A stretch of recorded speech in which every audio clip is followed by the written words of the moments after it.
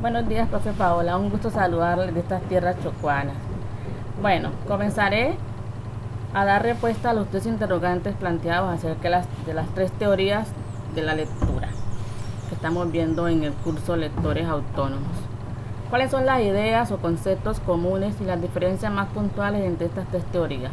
Bueno, lo que yo encuentro de común en estas tres teorías de la lectura es que todos abordan la lectura como un proceso desde diferentes posturas. También en todas ellas se puede ver que hay un lector activo, autónomo, independiente, que interpreta, condiciona, le da sentido al texto. Las diferencias. Las diferencias más puntuales en estas tres teorías es la forma como cada una de ellas aborda el proceso de lectura, como lo concibe, los roles que asigna al texto, al lector, a la situación específica de ese lector, el lenguaje y la competencia gramatical.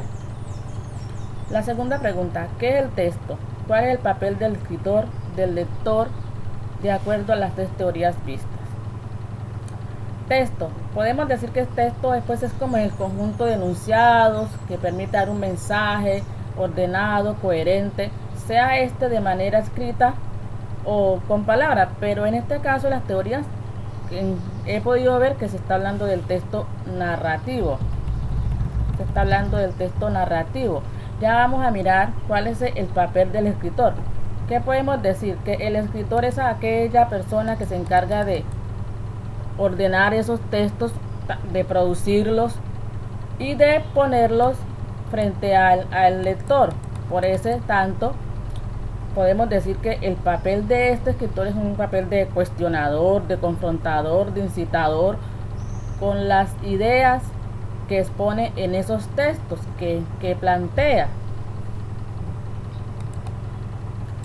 El papel del lector es el de descifrar y o interpretar códigos impuestos subyacentes, de crear mundos paralelos y o alternos, de trabajar con el texto y extraer productos, de actualizar el texto, de recrear el texto de su experiencia vivencial y competencia gramatical. Entonces vemos un papel, un rol del lector muy activo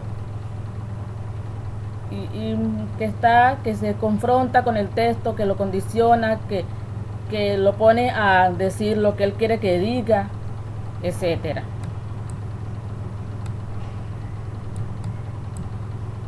Ya en cuanto a lo que tiene que ver con la tercera pregunta, que nos habla acerca del video. Entonces, en este video donde se habla de la lectura como acogida, vemos que las ideas que yo que me fueron más relevantes, con las cuales me sentí de pronto más identificada, es como cuando habla de la lectura como misterio, de ese lugar oscuro donde el lector se adentra en ese mundo desconocido. También de la manera como aborda el cuento, porque a lo largo del video se ve muy recurrentemente que se habla del cuento, de todo lo que el cuento expresa. También habla del poder de dar sentido que tienen los cuentos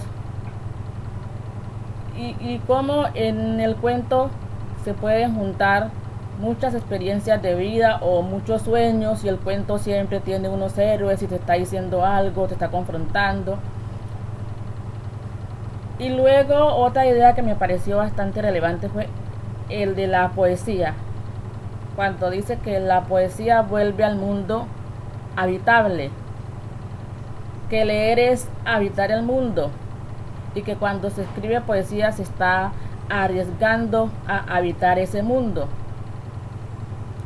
Que la lectura también es un espacio de acogida, un lugar donde que se le puede hurtar a la muerte a través de ese acto de leer. ¿Qué dice más de nosotros? Que no es tanto lo que nosotros podemos hablar de nosotros mismos, sino lo que callamos. Que en lo que callamos, en lo que no decimos, ese es el mundo que la literatura explora, que ese es el mundo de los cuentos.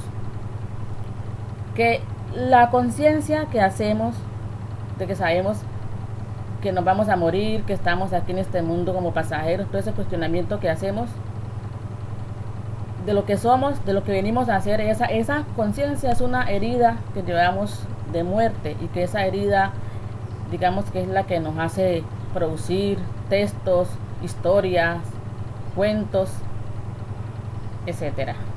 Muchas gracias, Neila Mosquera.